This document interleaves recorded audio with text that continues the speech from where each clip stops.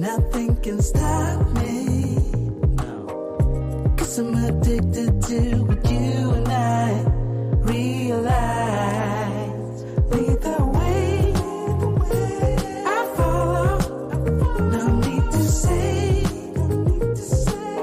where we are heading now, babe. I follow to the edge of it all. So tell you good night, 'cause I'll find no matter what, yeah. Susceptible now, before the moment flies. So tell you good night, 'cause I'll find no matter what.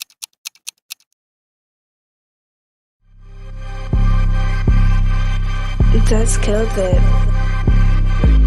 We made the decision to play Thiago. But Klopp doesn't change the system since Mubak's left. You don't want to change from the 4-3.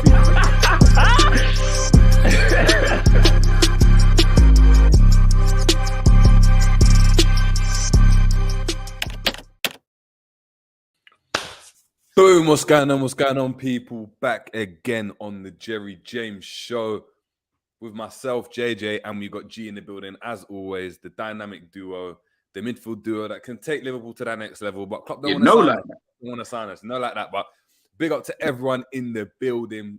Big up to everyone been tuning in. Big up to everyone that's been subscribing, everyone that's been liking. Growth on the channel has been immense, but we need to keep it up because we need to get to that 1K. I'm telling you, when we get to that 1K, everything's changing, and I'm telling you, everything's changing. I'm talking exclusive interviews. I'm talking exclusive prices to be won. It's going to be ridiculous. We've got so much in store, but that's the challenge to you guys. This is as much our platform as it is your platform. So please, if you want us to grow, if you guys want to get bigger, make sure we're smashing the like. But look, before I get into how G's feel, I'm just going to read out some of the people in the building already. We got Scraps, big up Scraps, saying, what the F? I don't know what you're talking about, what the F? Probably in regards to the thumbnail. And I know that's what Midway's thinking. He's saying, is that Joe Willock in the thumbnail? What is he cooking? Hey, don't worry what they're cooking. Don't worry. I guess this is why you're going to have to stay tuned. You're going to have to stay tuned. Liam Smith saying, would love us to sign Kone, man. There we go. Scrap saying, I'd love this stream to start. Yeah, well, got to get the likes up. We've got to wait for the people to get in the building. If the people are in the building, do you know what I mean? We can't start the show if there's no one in. Come on. You know the vibes. Effortless saying, anyone that can get up and down would suffice at the minute. Trust me. We got Rain in the building saying, big up, like and subscribe. Big up to Rain if you're doing well. We got Psychedelic's enjoying the music. We got Captain Sal vibes, and we got Midway vibes, and we got Marquet vibes in. You got Oscar, big up to Oscar saying, big up, what's the title of this song, people? Jerry, the people are asking, you know. No, people are asking. Look, if we get 50 likes, I'll drop the name of the song. How about that? 50 likes off the bat, and we'll drop the name of the song. But big up to everyone. We got Marshall saying, lateness is greatness. Lateness is only greatness when you come with that hot content, hot property, and that's what we're doing today. We've got Psychedelic saying, big up Jerry and G. We got K 6 times. Do you know what I mean? But you know what? We got. I haven't heard from this better from a long time. We got Kalonji saying LFC vibes, Jerry and G. Big up to yourself. Big up, bro. Let's get into this, man. Let's get into this. Liverpool obviously got a lot. Actually, why am I asking to get into this? I'm losing my mind today. A bit like Klopp. G, how you feeling, man? Chat to me. Bro, I'm feeling good, man. I'm feeling good. Another day, another dollar, man. Another day, another dollar. Yeah, man. It's just every day. I feel like every day, obviously, you know, me and you, obviously, we're always looking at like Liverpool news and like stuff and, you know, topics especially as well. So we're looking at, you know, what's going on in and around Liverpool and things like that. And, you know, when you read just the stuff about Liverpool, like, I don't know how it doesn't, it's depressed me. I don't know how it hasn't depressed other people. This is why sometimes when I hear fans like, no, we still got to support the club, even though we're doing really, really badly and stuff like that. I'm like, bruh, okay, fair enough. Like,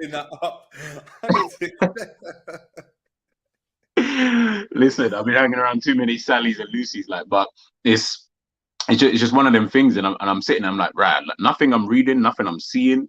Heck, I'm even seeing Chelsea doing pointless signings. How about that? I'm seeing Chelsea doing pointless signings, money to throw away over on that side of the map, and I'm seeing Liverpool, January, what we on? January the 10th. 10th. January the 10th, and yeah, our only signing is still Cody Gakpo. Got a game against Brighton coming up against, two players we can't wait to see. So let's get it, man. How are you, though? How are you? How's your day been? I'm good, man. I'm good. Just obviously been busy. Knackered, not going to lie to you. All this Liverpool talk is draining me. On the terrace yesterday, people saw me there, and it's been mad. It's been mad. I've been getting corned for speaking my truth, but it is. Yeah, don't worry, bro. Like, this is what they need me on there to back you sometimes, cause the way they're moving, it's crazy. I'll try to back you in the comments. Yeah, but it's true. No, I know you are backing me. Of course, we back each other, innit? When one of us goes on that platform, we back on each other because we're representing the channel. But look, come on. This was going to be an interesting one. It's a transfer, but it's a special little episode because we're talking about. You know what? I'm gonna see if I can put it up whilst keeping our voices there. But put that thumbnail out for people so they can see. But a lot of people are they're surprised. They're like, "What the hell is going on?" Like you're talking about transfers, and yeah, I mean, we see Amrabat there. We're linked with Amrabat. Kone, we've been linked with Kone recently. People talking about Kone. Koopmeiners, the one that is the talk of the town. Musah mentioned here and there a couple times, but we got Willock in the building. Willock's in the building. Now, look, we thought to ourselves, there's so many midfielders that we could get. We've spoken about Bellingham. We've spoken about Enzo. But is that all we've got, G? Are those the only... doing your research, are those the only midfielders that are available to Liverpool at the moment? Bro, when obviously we was messaging each other earlier on, and obviously showed me some of the stats. Even obviously one of the players that we've been, we'll get into, one of the players we've been linked with recently. When you showed me his stats, yeah, in comparisons, I think it was Jordan Henderson. We were looking at the comparison. When you showed me those stats, I just said to myself, there's no way that me and Jerry sat here.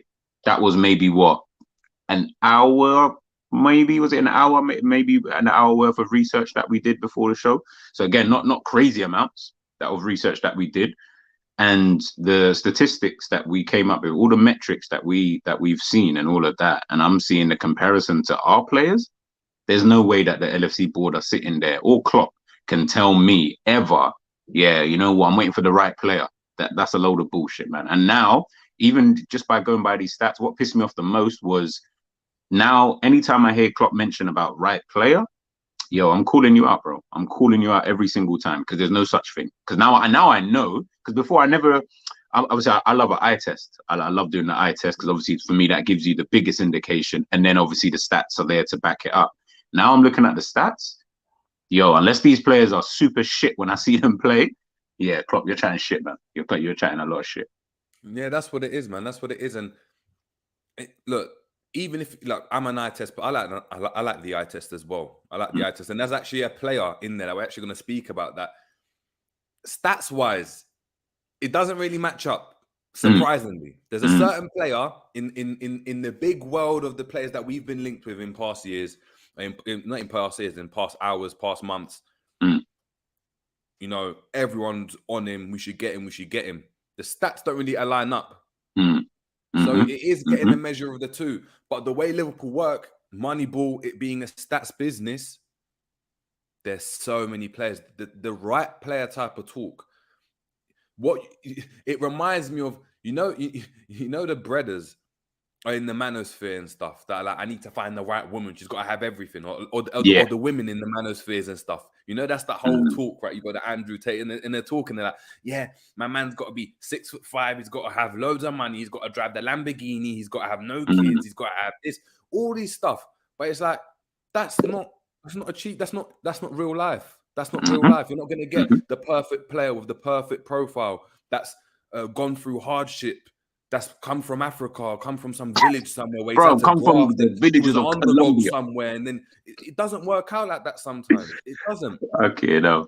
Sometimes you just need to go and be like, you know what? This is 8 out of 10 of the thing we need. This is 8 out of 10 at a play, or 7 out of 10. Why not? We can go and we can deal with that because we need that 7 out of 10 to contribute to the whole. So Look, but look.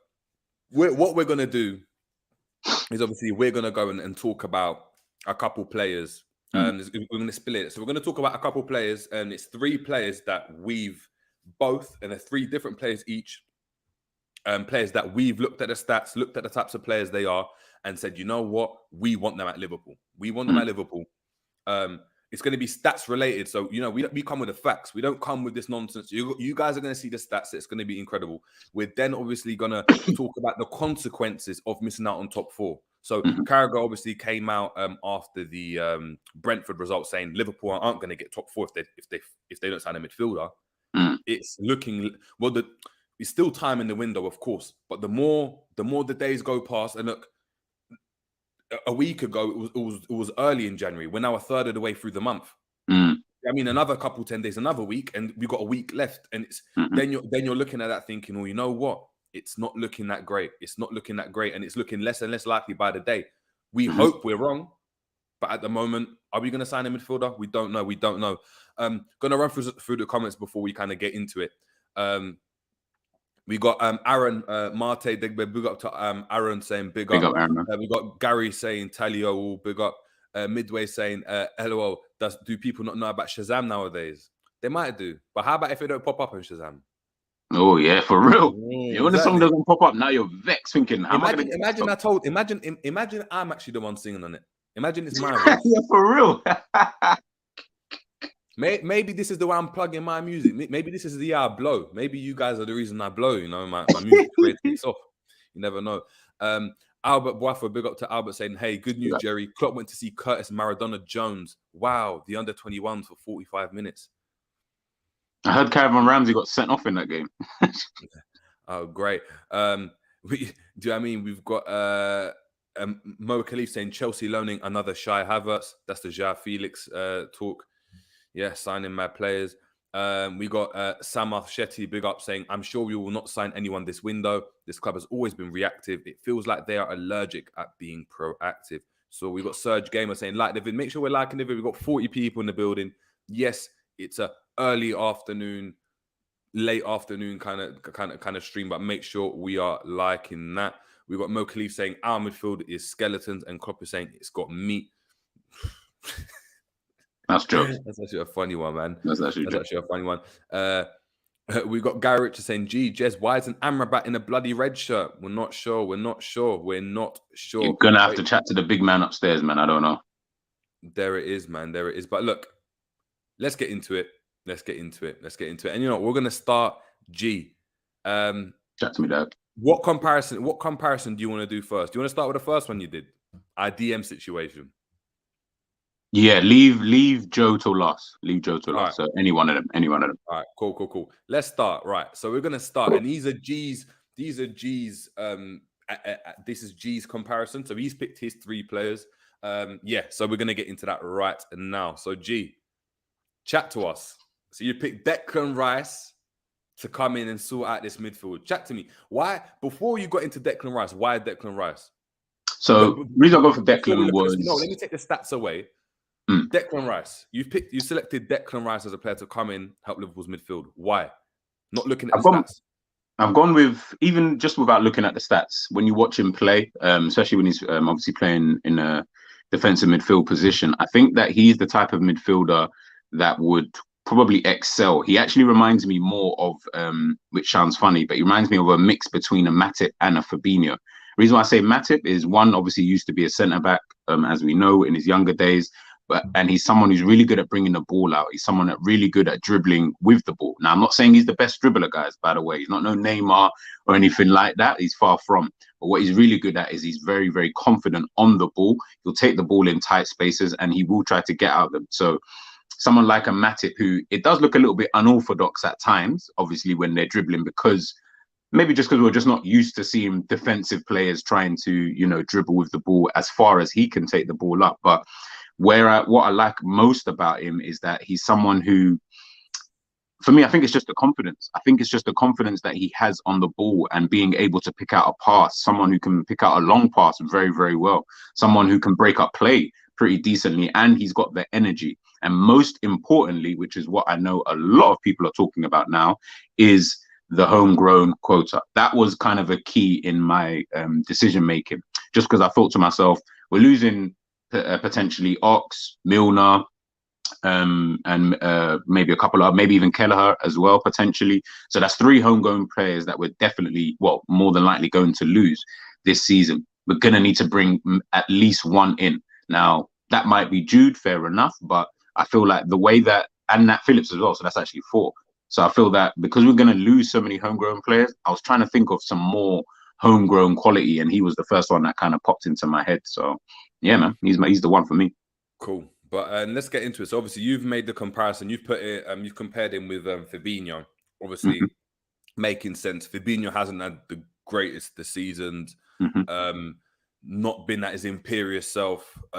We're being cut through the middle too easily, and he's not necessarily a big part of that, but or not necessarily solely responsible, but he is a big part of that because he is part of obviously the defensive unit. Just run through the stats for us, man. Well, look, you guys can see here. So obviously got these stats up for now. Don't really look at the goals, and I'm not concerned about. I mean, it's good that he's got a goal, but I'm not really, too concerned in regards to that. It's more I'm looking at his passes attempted.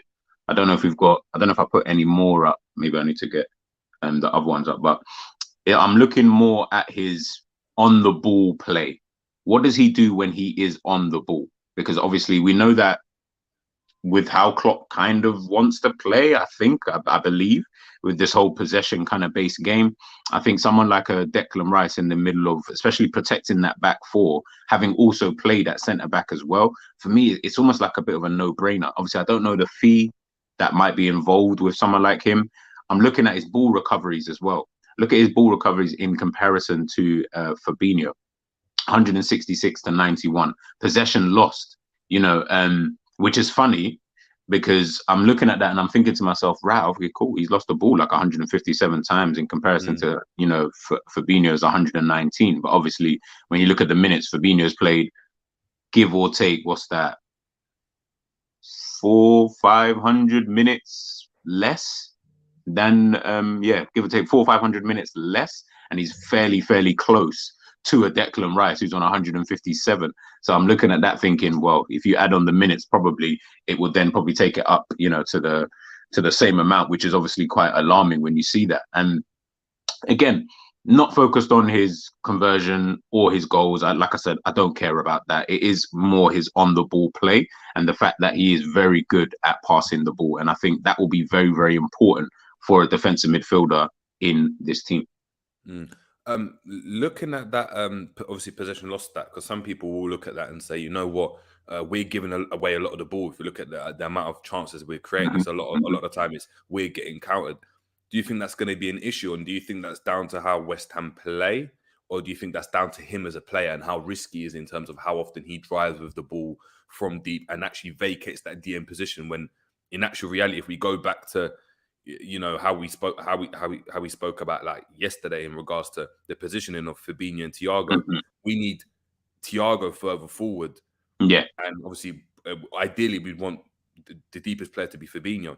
Do you potentially feel that Rice being able to go and play further up, higher or further up the pitch would actually go and allow space for Thiago to get on the ball and find the likes of Rice and Henderson that are in those advanced positions? So if we're looking at this still here, as you said, you've got Fabinho and Thiago both playing there. Now, we're not playing 4-2-3-1, so both of those players do not need to actually be there, in this kind of passage of play. We only, in my opinion, just needed the one. Whether it was Fabinho picking up the ball, playing the passes, irrelevant. Declan Rice would be that one. And I think Declan Rice is a lot more comfortable. Again, he's younger, a lot more energetic. So yes, we can say that age is obviously on his side. But when I'm watching him play, he's so comfortable picking the ball up from the centre backs. Again, he's so comfortable at driving.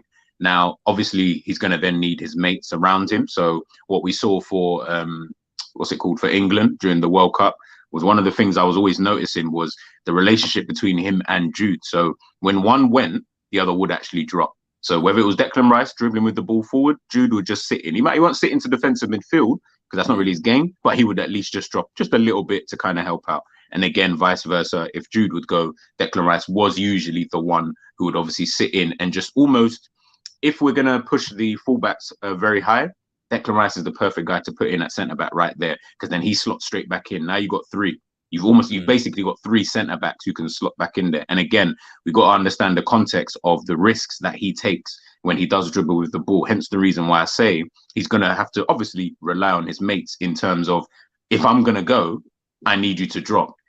Matip is good at that, but I don't really want my centre back continuously keep bombing forward, because then that leaves a hole at centre back. And if no one's dropping in, it's just going to cause carnage back there. I don't mind my midfielders doing that. I don't mind them picking up the ball and dribbling as long as someone comes back. But even if no one's going to come back, I've still got my two centre backs there. I've still got my two guys. And Declan is very, I'm telling you, he's very, very comfortable on the ball. This guy doesn't he's so unorthodox. And I used to think, why are you dribbling? Like, you're not a dribbler. But the more and more I've seen him over the years, as he started to get a bit more comfortable in that West Ham team, and obviously because of the way that they played, the onus is actually a lot more on him to drive the team up forward. He is the energy in that midfield. Obviously, they don't have the technician Thiago or they've got Souček in there kind of thing, which I guess is someone who's got a bit of energy, but, they don't really have that technician, that guy who can get on the ball and drive forward, and he provides that. And I think in this kind of team, the way that Klopp wants to play, for me, he'd be the perfect bet. Cool. The next kind of stats you went and looked at is obviously it's backing up what you're saying, and obviously in terms of the passing, he's just better, isn't he? He's just look at his metrics. Look at this. Look at his long passes attempted, his successful long passes, his unsuccessful long passes. Fabinho's played less games, or less minutes. Let me not say less games, less minutes. And he's still got more unsuccessful long passes than Declan Rice, who's played, like I said, 400 to 500 minutes more. So then I'm looking at that thinking, right, this guy's played more minutes than you, and you still got more long answers. So that tells me that you're not the passer of the team, which is fine. That might just not be your game. I'm absolutely fine with that. But I'm good with the fact that Declan Rice is very, very good at that. And his accuracy, to be honest, it wouldn't even matter if, Fabinho was to play the same amount of minutes. It dwarfs it. It's almost 80%. Fabinho's is only 55, just over half. Did you get what I mean? So it's like, I'm looking at that now, and I'm thinking, as I said before, getting on the ball, being able to pick out a pass, Declan Rice is the guy that you want in the team, if I'm being totally honest with you, man. Yeah, and just the third, obviously, metric that you've got for, obviously, Declan Rice. This is my favorite. Yeah, and this is obviously the defensive bits of the stats. So, guys, so if anyone wants to go and check out the stats, make sure you're checking out Opta and Squawker. So we used Squawker for today. Make sure you're checking that out. A lot of good stats over there. But defensively though, this is just like he's playing less minutes, but every defensive metric. Just run through it. This is staggering. Bro, ground duels contested 93. I expect it because he's played more minutes. Ground duels 156. Again, I expect that. I don't expect you to have lost less than Fabinho. That doesn't make sense considering the amount of minutes you've played in comparison to a Fabinho. Kind of expect the dual success to be quite high, and again, interceptions and even blocks, like those kind of things, they're very, very good. But obviously, I kind of expect it purely because of the amount of minutes. But when you look at these kind of things, again, success of 60%, Fabinho's is still down at, all the games that and minutes he has played, it's literally just over half 100. It's just over. It's 52%. Declan Rice's interceptions 28. He's got 8 blocks. The fact that he's winning, he's contested 93 and he's won 56 of those. Again, good ratio, very, very good ratio. And these are the kind of things that I'm looking at. But I would say out of this whole block, the main one I'm looking at is your ground duels lost. And what was it we saw the other day, I think, on the show that you put up about Liverpool's duels success rate? Boom, bam. Boom, bam, guys. This is like that. That's alarming. That is very, very. The fact that we're bottom is obviously alarming, but Fabinho does contribute to that. Now, obviously, we know Fabinho's been dusty this season. He's been off the boil. And one thing I was going to say, because I see a lot of people talking about it, is, everyone keeps saying, oh, he's just having a bad season. He'll be back next season. I'm trying, and I really, really am trying to think of a player at the high level, the highest levels, if that's what we're saying Liverpool are, the player at that high level who has a bad season and then the following season he's really, really good. only people I can really think of, depending on how much you rate Marcus Rashford, I'll probably say him. I can't think of that many. I'm trying to think even of a Liverpool player who's had a really bad season. You just thought, fucking hell, you've been shit, and then the next season, oh my goodness, this guy is just amazing. He's back to what he was. Maybe the Chelsea squad that won the league after they down tools with Mourinho and then won league with Conte. And what did Conte do? What did Conte do after his first 2 games and they were playing poorly? In that formation that Mourinho had obviously set up. Obviously, he made drastic changes. He changed to a back 5.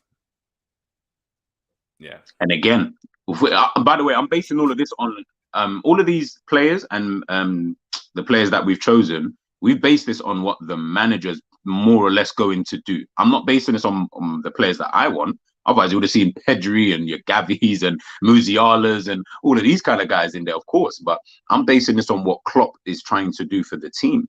So when I'm seeing that, I'm like, well, like if you've got a guy in there who is contributing to the fact that Liverpool are bottom of the dual success percentages this season, yeah, we need to get this guy out.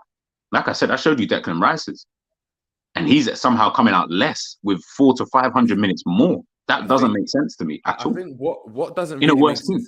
Yeah, what's actually, I'm just thinking about it again, and I know I've mentioned it, but it's not making. I'm still really confused. Is we've gone from Tchouaméni as a primary target, who is a DM. Mm-hmm. Yes, he can play in the 8, but he's primarily a DM. Mm-hmm. And we've gone for someone like Tchouaméni to then being linked with a Bellingham, who has played on the left of a 4-2-3-1, in the 10 and in an 8. Mm-hmm. Yes, he's made appearances in the DM, but it was more as in a double pivot, right? Mm-hmm. I doubt the plan for Bellingham was to go and become a DM. So what happened with Liverpool's efforts to sign a DM, which they wanted to in Tchouaméni, which clearly they went and saw and said, Fabinho, he's slowing down. We need to invest in that area. We end up with Gakpo. Mm-hmm. So no midfielder, let alone a DM. Bro, it's got to the point, like I said, and like I keep saying, is that you said actually, which is what I love, and I use this in channel sometimes when I go on other shows and stuff like that. You cannot walk into a transfer market, whether you're going to buy Nunes or not, irrelevant. You can't walk into a transfer market, tell me who's going to buy Tchouaméni, and come out with Nunes, and that being your transfer kind of window done. It doesn't really make sense. And I remember hearing you mention that, like, not quote word for word, but along those lines. And I remember hearing you mention it, and I remember sitting there thinking to myself, bro, that's actually so true. Like, I don't understand how the club wanted Tchouaméni, who's a defensive midfielder. Not saying he can't play a little, maybe in the 8, I don't know, but he is a defensive midfielder. It's the position he does take up for France. It's the position he takes up, for Real Madrid as well. And then you don't go in for anyone else. And then you go for Nunes, and you still don't go for anyone else. And then we end up with Arthur Melo. And then in January, you end up with Cody Gakpo. So as you said, again, guys, listen to what Jerry's saying. So what happened to the defensive midfielder you was trying to get? Because you're still talking about getting Jude. So what happened to the position that you was potentially looking at? Not really making sense now. Not really making sense. How about saying, Jerry, should I put the tune out because I know it? Saying, be nice to me or I put it. Sign me a midfielder or I out the tune. He's trying to ruin my career before it's even started. Hey, you're trying to tarnish our name back here, bro. Exactly. All right. So obviously you've picked Rice. I'm gonna now. Yeah, we got one point. My version of the DM. I think that's because obviously we looked at one DM and then 2 essentially 8 because we need a revamp of the midfield. I'm gonna pick my selection. I've been on about for a long time, but it's not what I expected. So I had to come up with an alternative. Okay. Cool. Let's get into it. Now I definitely want to see who you're talking about. So, Sofyan Amrabat. A player that played in the DM for Morocco. Mhm. Looked at his stats. Now, obviously, minutes played, ball recoveries, games played will be lower because he's played less games. Oh, yeah, There are no 2 games goals. left. He's created 7 chances. He's created more chances than Fabinho. So he's much more progressive. Mhm. But it's interesting because he's played far less passes completed. His pass accuracy is actually much higher. But 90%, fucking hell. yeah, so his pass accuracy is really good. So in terms of keeping positions, is really important.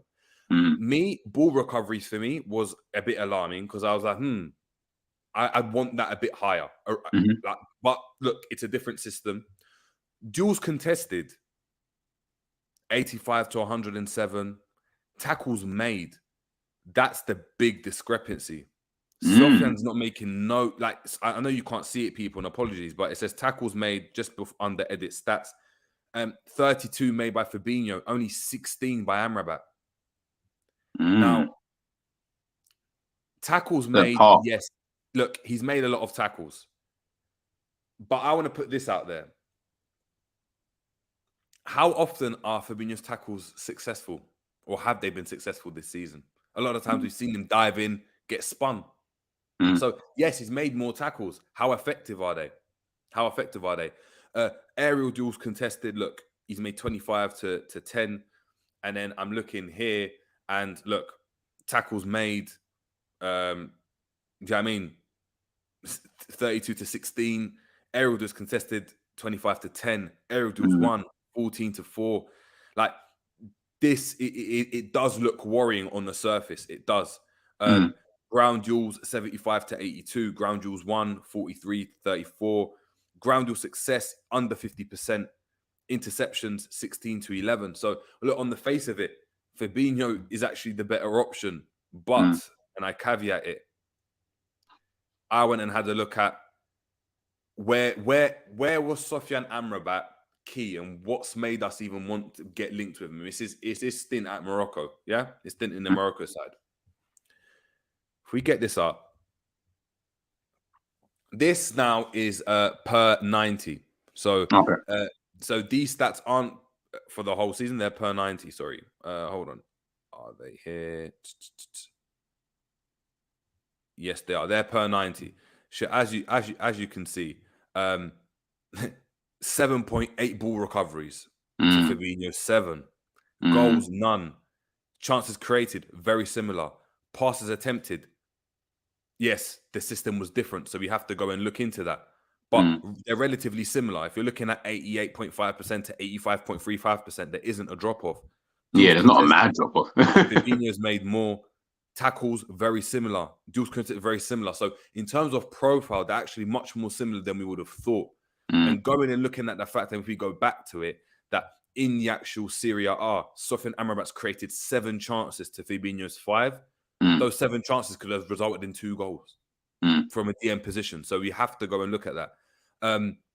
It's interesting though, because you look at like further down the line, and this is obviously Sofyan Amrabat in the World Cup, 2.2 to 2.5. Doesn't make a lot of aerial, doesn't do a lot of aerial duels, which is interesting. Remember, but just before we continue, by the way, just so that like people get the context. Remember, this is comparing his time at the World Cup. I'm assuming on that right hand side for Amrabat. Remember, this is Fabinho over a period of 14 games. Yes. So obviously, again, just take that into context when Jerry's obviously explaining is that if you're seeing similar, that is still very worrying from Fabinho's prospect, because this is over a 14-game span in comparison to however many games Morocco, less than that, like 6 or 7, wherever it was. Exactly. And I feel like with Sofyan Amrabat, he ends up being a good addition, not necessarily to take a team of the first take a place in the first team. I mean, when he first comes in through the door, if you were to go and get him, but he's someone that gives us depth, and that can come in, can play in the 8, can play in the 6, and can offer Fabinho a rest. And go and maybe spur Fabinho on to know, what, there's someone up your backside. And we saw the impact that Diaz had when Mane, impact that Diaz had on Mane when he came in, the impact that a lot of players that we've had in January that have come in years gone by and have just had that impact. And that's something that we need, that kickstart. We're looking at interceptions. Everything's very similar. Look, ground duels 1, 3, 6. in terms of profile, you can see why Liverpool would look at a profile of a player of Sofyan Amrabat, even though the stats don't add up. But I assume that it's natural when you go and see, and because you're watching Fabinho week in, week out, and you see the performances of Amrabat, you're looking and being like, Fabinho's dead, he's washed. When stats-wise, it's probably similar. But quite similar. It's how they're playing, isn't it? It's the impact on the team. It's the amount of errors that they're leading to a goal. You may make one error. You might make one error.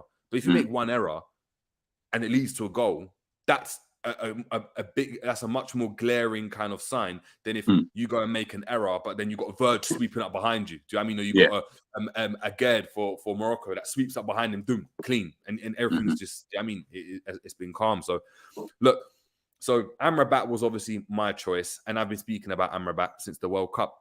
But there was another player in the World Cup, and this one really, really interested me. Tyler Adams. Tyler Adams. Fuck to Tyler Adams. So the US men's national team player. Now, this is obviously same amount of games. 2 seconds. Is it this one? Yes. So this is the first one. So obviously, so this is Tyler Adams' stats in comparison to Fabinho. Tyler Adams does play in the DM role. This is highly impressive. He's played one less game than Fabinho. Has played more minutes, more ball recoveries, has created 20 chances. 20 chances? In comparison I didn't even know that. 5. In comparison to Fabinho's 5, he's created 20 chances. Progressive. That's a progressive defensive midfielder. Carries the ball well. You look at passes completed and pass accuracy, not too far off. He's played one less game, and on top of that, he plays at a Leeds team that don't necessarily dominate possession a lot of the time. We saw the amount of legs he's got. You know, playing in a Leeds system, you've got to have legs about you. You can't come to Leeds just on the basis of, I'm technical. You've got to be a runner. And we saw in the World Cup how effective he was at stopping, and that US men's national team midfield, how effective they were in kind of stopping what England were trying to do in the World Cup. We're looking at duels contested. 155 duels contested to 107. He's getting about the pitch, people. He's getting about the pitch. It's the ball recoveries, though. I'm looking at that again, and I'm just laughing. The ball recoveries and the created chances, like, that's 4 times more than what Fabinho is creating, bro. Like 20 chances you've created for your team in 15 games in comparison to obviously had more minutes and stuff. That tells its own story. The fact that Fabinho's played more games but had less minutes, that tells you everything you need to know. But the sheer fact that you've created 20 chances, Fabinho could play another 10 games and I still can't see 20 chances from Fabinho. That tells you the kind of midfielder that Fabinho obviously is, obviously a lot more defensive minded, but the sheer fact that Tyler Adams is still defensively minded, but can still offer you that output as well. That's the key thing. And when you're looking at someone to come into a midfield and give you a different presence, that's someone I look at. Can you go and create 10 chances as opposed to Fabinho's 5? You might not create 20, but let's say he creates 100% more than what Fabinho's done in that same amount of time. That's potentially, let's say that's a goal or a couple of goals that go and win you a game. Passes attempted will be much higher in this Liverpool team because of course don't dominate possession. Duels contested can get about the pitch. But remember, that's only but Jerry, it's only 10 off. His passes attempt, it's only 10 off for Fabinho. And again, as you said, it's in a Leeds team that doesn't even dominate possession like that. That's crazy. That's crazy. You go and look like next, and this is. Oh my god! Proving my points. You're looking at tackles made, people. 60 tackles made to Fabinho's 32. He's 100% more essentially. 98% more tackles per 90. We're looking at aerial duels contested. Yes, Fabinho's winning 25. He's winning 20. That's not far off. And with the centre backs we've got, we should be winning a lot of aerial duels. And we would win a lot of aerial duels because Liverpool train in that way. We've seen the patterns on inside training when they're throwing the ball up and they're having to score only by using their headers. These are things that we work on. And you look, he's won 12 aerial duels to Fabinho's 14. That's not far off at all. Not far off at all. Look at aerial duel success. 60 to 56. That's key. When we're talking about percentages with Liverpool, we've mentioned it before. It's How can you go and those percentages, they make the difference. You want to gegenpress. You want to go and win the ball back high up. That's what makes the difference. Look at the ground duels contested. 135 to 82. Ground duels won. 75 to 43. Ground duel success. 56 to 52. And those percentages matter. Look at interceptions, people. 21 to 16. We've conceded 51 big chances. We've conceded 51 big chances up until the Brentford game. Mm-hmm. Down the middle. We need interceptions. We're not intercepting the ball. What I was going to ask you is, obviously, you've spoken, and I say you because you kind of put me on to looking at Tyler Adams a lot more. Without looking at the stats, because we wouldn't have really looked at the stats, prior to today in much detail. You've been really, really on Tyler Adams anyway, kind of thing. What is it you've seen? Obviously, forget even obviously the stats are there anyway to back it up. But what is it you've kind of seen when you do watch him play that's kind of made you? Because you've been on him and you've spoken to me about him a lot of times, and I used to think, yeah, he's all right, yeah, and then I kept watching him and I thought, maybe Jerry might be onto something. Like maybe this guy's better than I actually think in my brain. Like, what is it about him that kind of makes you think, yeah, this is a good player?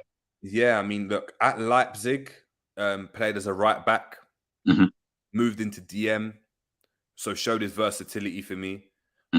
Something that he might necessarily, if I could pick any midfielder in the world, I mean, it wouldn't be Tyler Adams. If someone said, look, pick any midfielder you can out of anyone that's existed, it wouldn't be Tyler Adams. But I'm looking at the profile of player, what Liverpool need for Liverpool to be successful, they were before, because I think that's where we need the direction we need to go in. And he can play right back, so defensively he's like astute and knows what to go and do. Can play in the 8, can play in the 6. When he's played in the 8, we played in the 6 for the US men's national team. You saw how well we done there with McKennie and Musah in front of him. He played in the 8 for Leipzig, and in the 8 at Leipzig did cover Mukiele at right back, who used to bomb forward, so could do that role and really go and protect Trent. He's the captain of the US men's national team. So all the intangibles that Klopp talks about, so mentality, being able to go and lead the right type of player in terms of their personality as a team. I think he fits it completely. He's 23. Okay. Quite young. 23 or 24. So right kind of age profile. He fits the bill for me, and I don't think he'd be expensive. I'm going to double check how much did Leeds sign him for. I don't feel like it was a hefty fee though. When I think of it, it might have been, but then I don't think so. At the same time, him and Rocker. 20 million. 20 million. It was 20 million people. But Jerry, it's okay. We've got Jones, we've got Elliott, we've got Carvalho. We're good, man. We don't need someone like Tyler Adams. But this is what it is. He's 20 million, and he's someone that he keeps the ball. He's probably a Henderson.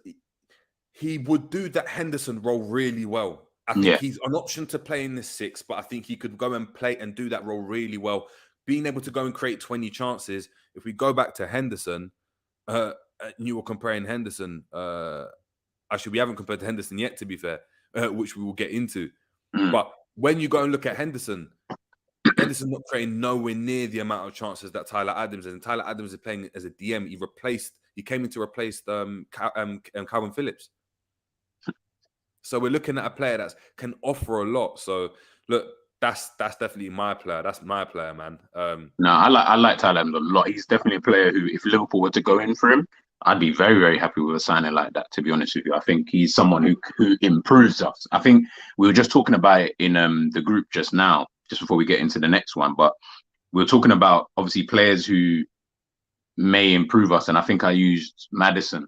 I was saying, where I think Maddison, yes, he's a good player and he's better than, say, a Carvalho or maybe even like an Elliott or whatever. But you're talking about a player who best position is behind a striker, where he likes to feed Vardy. We know he loves that's his game. Feed Vardy and set pieces. That is his kind of game. Where's he going to do that at Liverpool? First of all, who the hell is he feeding? Secondly, what position is he going to fit in that kind of squad? As much as he is a good player, and that's the kind of point I was making. He's a good player, but he doesn't fit anywhere into the squad. So then you're just like, you've just got another player like Carvalho. Difference is obviously he's better, but you're not going to utilize his actual skill set very well in this squad. So then he just becomes another useless player who is just playing out of position. Yeah, that's what it is, man. And look, it's interesting when you start to look at the stats and look at the players. There are players that are available, and that's what we're proving to you. So this talk about, there aren't players available. We've got to find the right player. The whole That's premise bullshit, of man. I'm not Klopp hearing was that again. Klopp being able to go and find the player that no one knows about. That's what Klopp has been built on. Finding the player that no one knows about, the Genie Wijnaldum. No one wants him, and you become the Genie Wijnaldum. When have Liverpool ever been the team to go and sign the ready-made article? We've done that with Thiago. It hasn't worked out, unfortunately. And yes, we would love it. We would love it.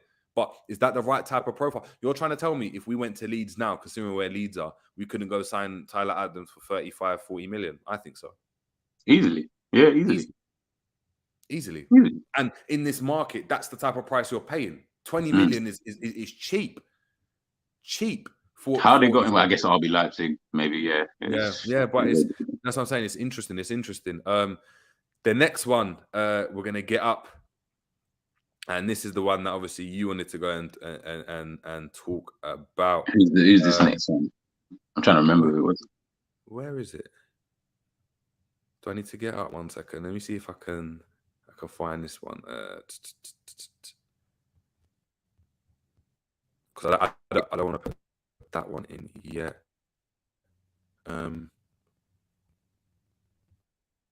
Guys, make sure while Jerry's finding that, I'm seeing obviously on here, I can see 47 people. I don't know what the likes are saying on your side, Jerry, but let me know. I don't know if I can see 47 likes. I haven't looked at the likes, but don't tell me, because if I stop, the whole thing's gonna have to get shut down. But look, let me. We're gonna go and talk about this player before we move on. A lot of players have been talking about, obviously, Manu Kone.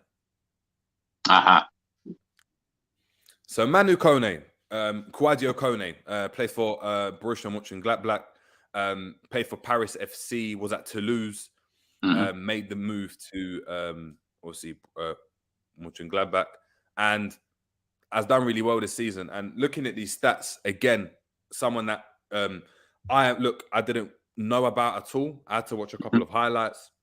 Been doing that for a while now. Big up to Callum from Coppish. He spoke about him a lot. He's a player that impresses me a lot. Okay. In terms of what we need from a midfielder, he impresses me a lot. Now we're looking at, obviously, games played. Elliott's played way more games, but again, minutes. He's played 3 more games, Jerry. Go on. Look, minutes played. He's played 220, 2 minutes more, 212 minutes more. We've got 104 ball recoveries to 69, goals similar, chances created. Elliott surprisingly at 16, but we got to look at the role that he's going and playing. Kouadio's playing a different role. We're looking at passes attempted, 647.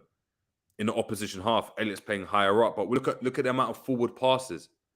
So Elliott's playing, and we've spoken about Elliott. What it is with Elliott's creating a lot of quote-unquote chances and making a lot of passes in the opposition half, but they're not penetrating enough. 164 in less games. Kone's made 202. That tells me you're doing a lot of sideways passing to Salah, boy.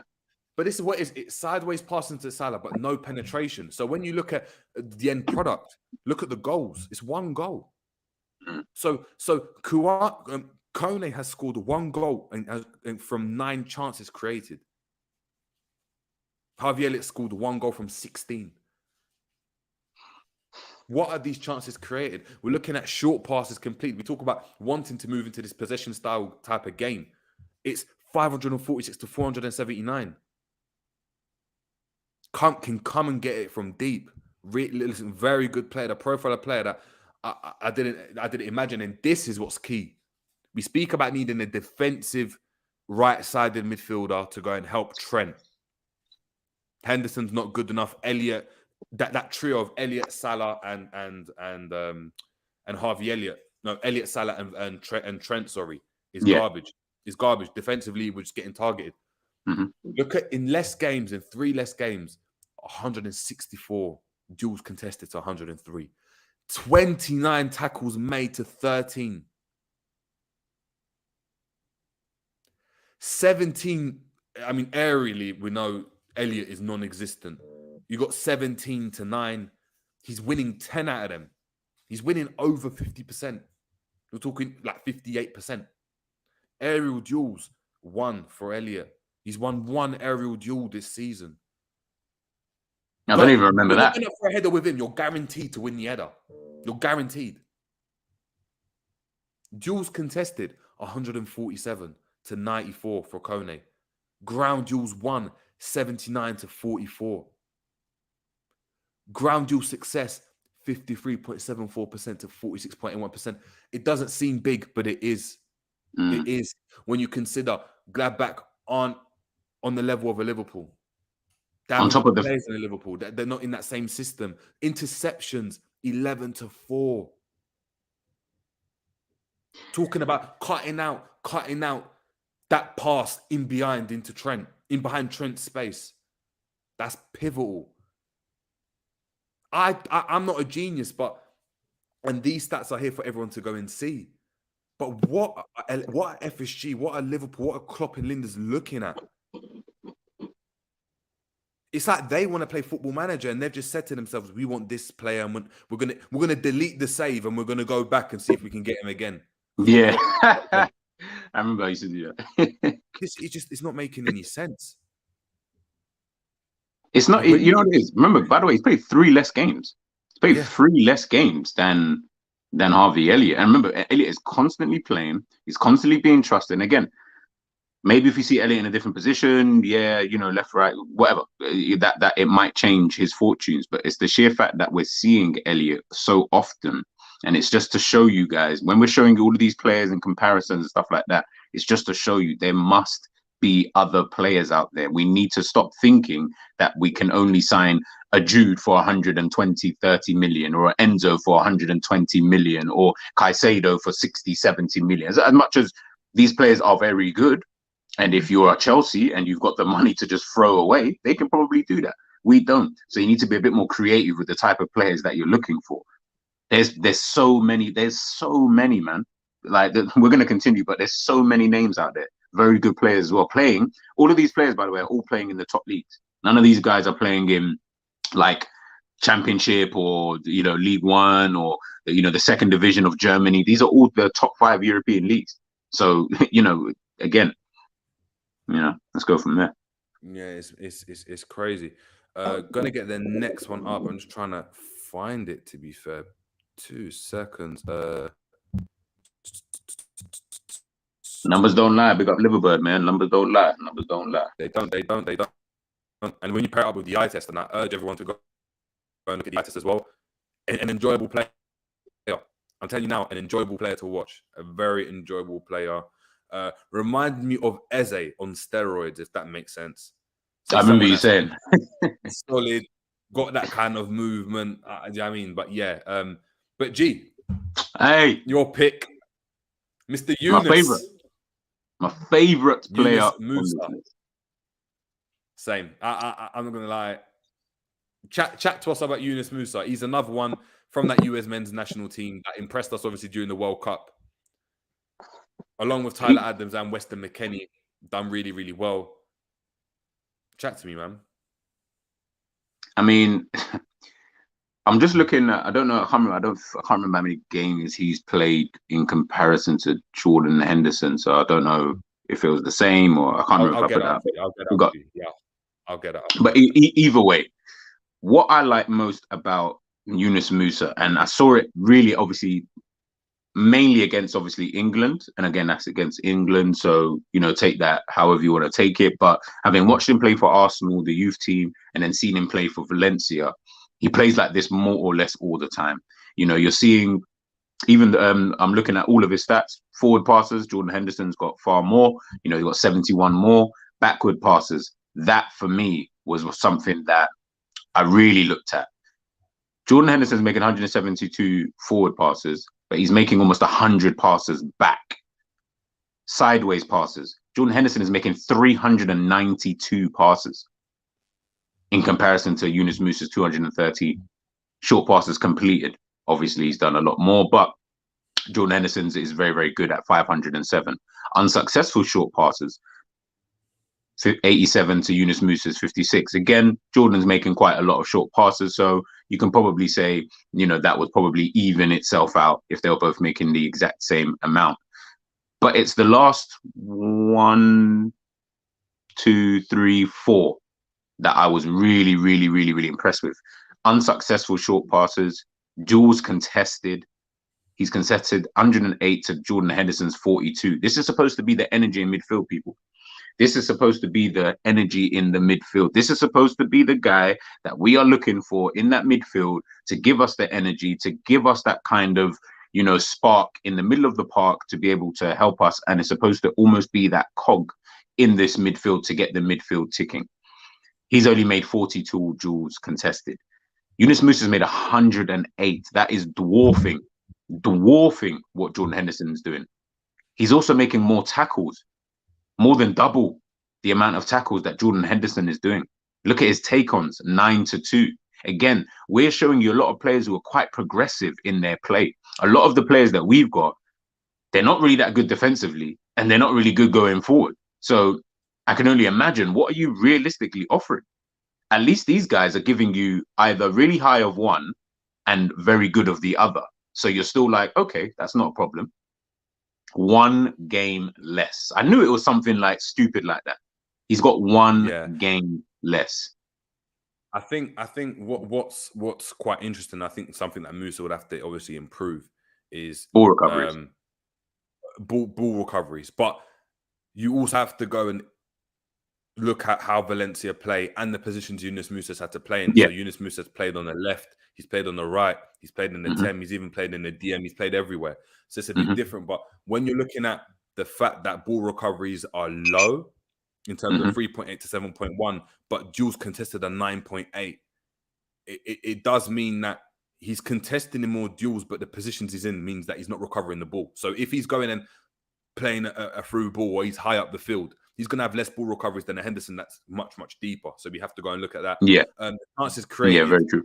Obviously playing in a Valencia team as well, and passes completed as well. Valencia aren't going to have as much as the ball as a Liverpool. We're looking obviously to the next one as G's talking about. Look at all the metrics. We're talking about aerial duels. We talk about Elliott being poor in the air. Look at Henderson. 1.2. 1.2. 1.9. Tackles made. But so let's go back to the point you just said. The point you just made about the position. So Yunus Musah is obviously someone who plays left, middle, and right. Probably takes up a higher position, shall we say, than a Henderson at times. He's made more tackles. 2.3 to Henderson's 1.3. Big up Musah is in the 94% off for dribbles completed as well. Tells its own story. Ground duels contested. Now that one I was very, very shocked about, to be honest with you. More shocked at the fact that Jordan Henderson is only 3.6, but Musah's is so high at 7.9. Like, if you're in the top 94 percentile for dribbling, that tells me that you're someone who likes to get on the ball and move. But then the sheer fact that you're also someone who likes to, who's so good at tackling and your ground duels is very, very high in comparison to obviously a Jordan Henderson. Ground duels 4.4 to Henderson's 1.8. Look at the success rate, 50% to 55%. Interceptions, I can't remember what it was, but Henderson's is more. What's his name? Musah's is only 0.8. So again, taking everything into context. So there's going to be some stats. Again, that's just going to show it. Yeah, Henderson is better, which he is better at doing than a Musah 100%. Can't get away from that.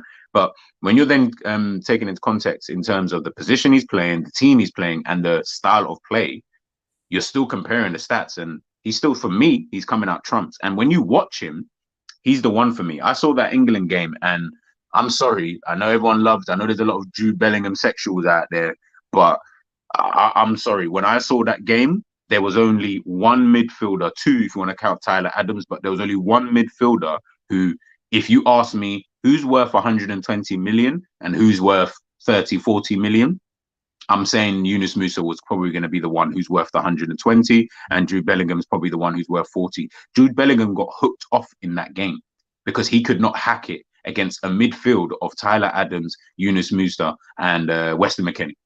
He could not hack it because that midfield was so intense. It was so intense. Now, I'm not saying Jude Bellingham can't hack it against everybody. Of course, everyone has bad games. Everyone's going to have one-offs. Of course, take things into context.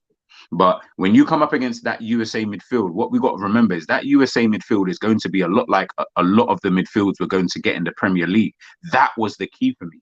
A lot of midfields in the Premier League play that similar way. We're very intense, low block, especially because England are a better team.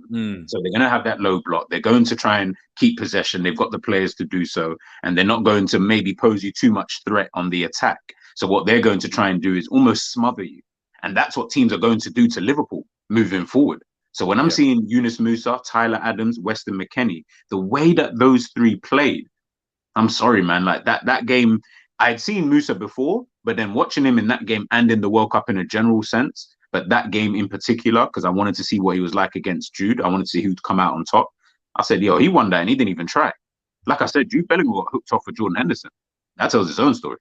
Do you get what I mean? Regardless of what you think of Gareth Southgate and all this, all this other stuff, that game told me a lot. And again, I've watched Yunus Musah then, obviously for Valencia since we've got back, played the other night as well, played very, very well. Even though they lost 1-0 to Cadiz, he played very, very well. Trying all the time. He was just trying to probe, but then he was still able to get back. At times, he was the deepest player. And I'm sitting there thinking, bro, I just saw you in the attack. A bit like what Ginny was doing. Ginny, you're seeing everywhere. Ginny picks up the ball sometimes from the centre-back, but he's also so good that Ginny was so press resistant. So you're not getting the ball off Ginny. Sometimes it was just a myth. You might as well just let him have it and you maybe try it elsewhere. That's what Yunus Musah kind of reminds me of when I see him play. Yeah, that's what it is, 100%. 100%. The next player we're going to go and look at before the one that you're all waiting for is Mr. and Albert's favourite player, Teun Koopmeiners. Now, Teun Koopmeiners, not a lot of people fancied him, and neither did I until I looked at the stats. The stats are disgusting. This is absurd. This is absurd. He's a DM, by the way, right? You know, people say we don't give Klopp and Linders praise. If Pep Linders is saying, we need to get Teun Koopmeiners for Henderson, because Henderson ain't good enough and Elliott ain't good enough, big up to him for that one. Yeah, No, big up to him for that one, because let's just run through it. Play more games, says availability is better. The minutes, even the ratio, like Henderson wouldn't have got to that amount of minutes, even if he played 17 games on that with that average. 92 balls, for real. 64. 5 goals to 0 goals. 28 chances to 12. And what did we say about Tyler Adams? Tyler Adams had 20 from DM. These are 2 players now we've come up with that are creating more chances. Passes attempted, more passes. Passes completed in the opposition half, 365 to 326. Forward passes, Lord have mercy. 318 to 172 people. So even if Jordan Henderson played 3 more, 3 more games, which is at 270 minutes, he ain't getting in that much regardless. He ain't getting that. Short passes completed, 540 to 507. This is an Atalanta team that isn't necessarily blessed with the best talent, yet he's still able to go and produce these types of stats. It's actually incredible. It's shocking, to be fair. And I've been a big advocate for Henderson. I have been ignoring a lot of the time the eye test because of what he's offered and what he's done. Same. This is shocking. This is shocking. You know what you know why, just before you continue, you know why I think it's more we were looking at the intangibles, the things that you can't really measure.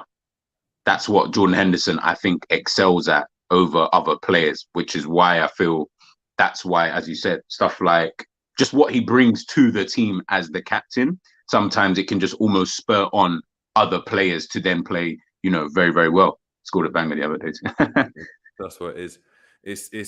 It's ridiculous. And we're just looking at, you look at the next stats here, and it just gets worse. It just gets worse. 128 duels contested to 42, 25 tackles made to 11 from Jordan Henderson, 26 aerial duels contested to 10 by Jordan Henderson, with Koopmeiners winning 15.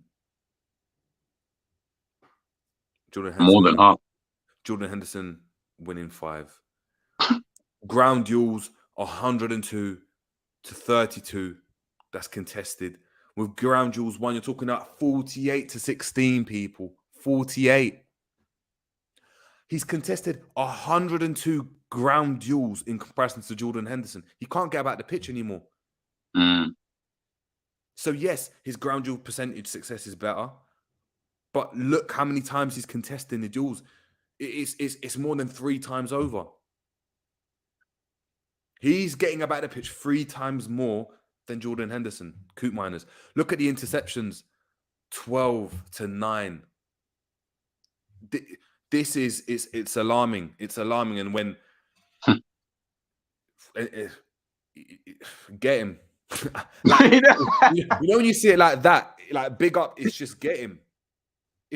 As someone said in the chat, I can't remember, I'm trying to read who it was, but they said, give praise, Mohammed Khalif, give praise where it's real talk.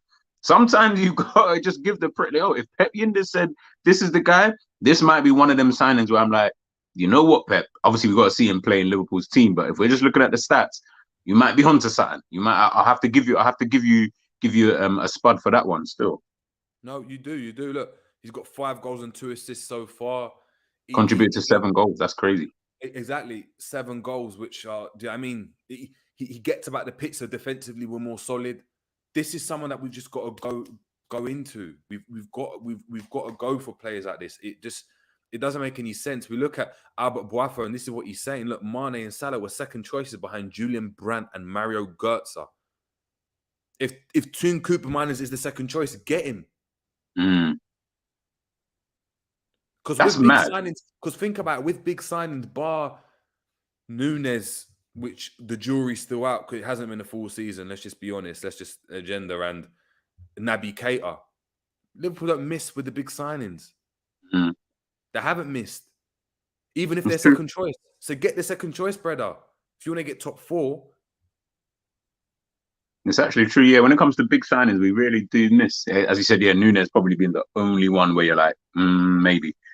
And Naby Keita, that's just... And Naby Keita, yeah. It's not worked out. So it's mad, but I've left this one to last. Mr. Joseph Willock. Now, chat to us. Let me see if I can get the rest of the stats up. 2 seconds. Yeah, go on.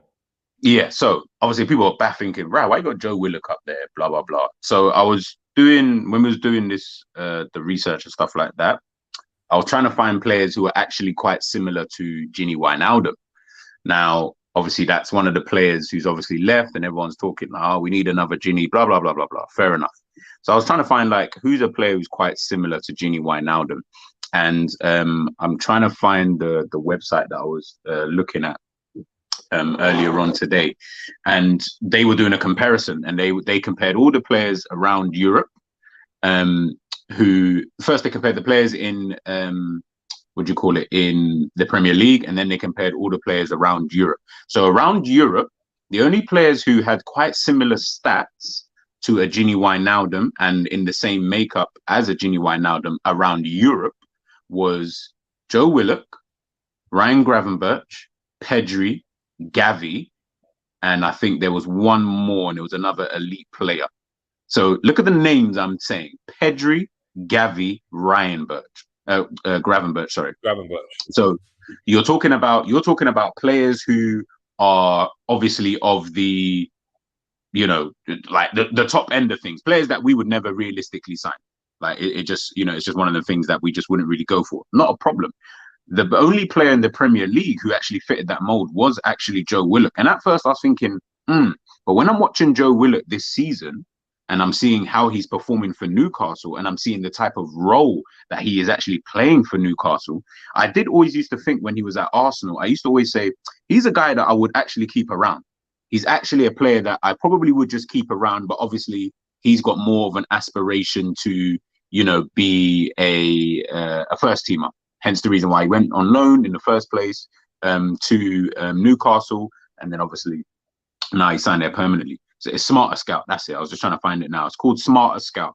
Their data obviously came up, and it obviously come up with all of these players. So the other players on that list, and this was around Europe alongside Joe Willock, was Moise Caicedo, Barella, Unahi, and a guy from Lens called Salis Abdul. Also, the Ghanaian. Also, Salis Abdul Samed. Ghana midfielder. Guendouzi, Mangala, and Yusuf Mella from I don't know where he's from. So you've got all of these players, Barella obviously and Moises Caicedo being the two big names, obviously there. So you're saying that Joe Willock is fitting in with your Pedris, your Gavis, your Caicedos, your Barellas. Now, we just take those names, for example. These are the top players, out there in world football. The young players, should I say, sorry. These are the top young players in world football. And he's been compared with them. For me, homegrown. That's another reason why I'm picking some of these players. It might not necessarily be purely just down to, what do you call it? The profile of player, but also the sheer fact of what they can offer. His link-up play is really good.